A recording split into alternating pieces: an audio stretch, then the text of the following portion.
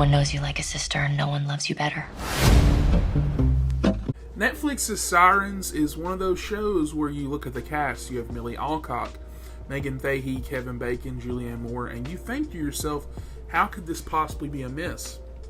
And to be fair, in some ways it doesn't.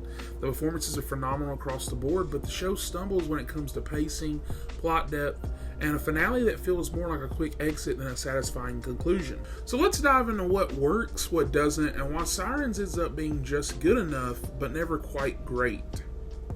At the heart of Sirens is the unsettling relationship between Simone, played by Milly Alcock, and her new boss, Michaela, a magnetic, mysterious billionaire portrayed by Julianne Moore. Simone's sister Devin, played by Megan Fahy, quickly senses something's off and becomes increasingly alarmed by Simone's obsession with Michaela's world and Michaela herself. What starts as a strange mentorship quickly spirals into something much darker and potentially dangerous. Devin's growing concern leads her to intervene, but the more she digs, the more entangled things become. Michaela is not just a boss, she's a cult-like figure, commanding loyalty, secrecy, and submission. What follows a psychological tug-of-war between control, identity, and manipulation, with family, wealth, and power at the center. You have outstanding performances, with Milly Alcock, fantastic as Simone. She gives a performance that's raw, vulnerable, and unsettling, capturing the headspace of someone seduced by power, but unsure of their place in it. While Megan Fahy, on the other hand, is fresh off The White Lotus and Drop, and she brings the emotional grounding to the show. As Devin, she's the viewer's eyes. She's confused, terrified, and desperate. Meanwhile, Kevin Bacon and Julianne Moore are both excellent as you'd expect. Moore is chilling as Michaela, equal parts charming and predatory. You never quite know what she's thinking, and that's what makes her so dangerous. For all the power in those performances, the structure of the show really hurts it, however.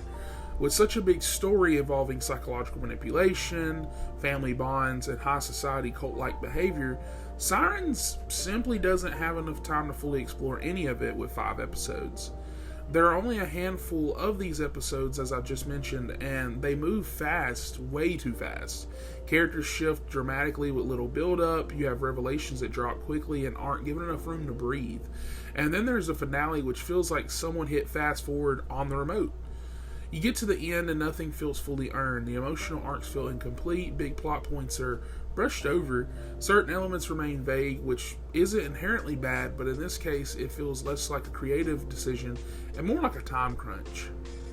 The mystery, while intriguing, is kind of basic. The central mystery, what is Michaela really up to, and how does her influence go? Like, how deep does it go? It starts off strong, but never evolves into something truly gripping. There's no big twists, no complex unraveling of events.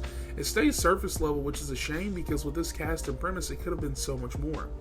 Now, for me, what works is the performances are uniformly excellent, especially Alcock, Fahy, and Moore. You have a tense atmosphere and strong direction in early episodes, and the dynamic between the sisters is compelling and pretty believable. What doesn't work for me, however, is the story feels rushed and undercooked, the finale doesn't deliver a satisfying payoff, and the mystery lacks depth and complexity, so much so that the emotional arcs don't feel fully fleshed out. So with that, my final verdict for this show is going to be a 6.5 out of 10. Sirens has the bones of a great show, and the performances to prove it, but it's hampered down by its own structure. A rushed story, shallow mystery, and a finale that doesn't stick the landing keep it from reaching its potential.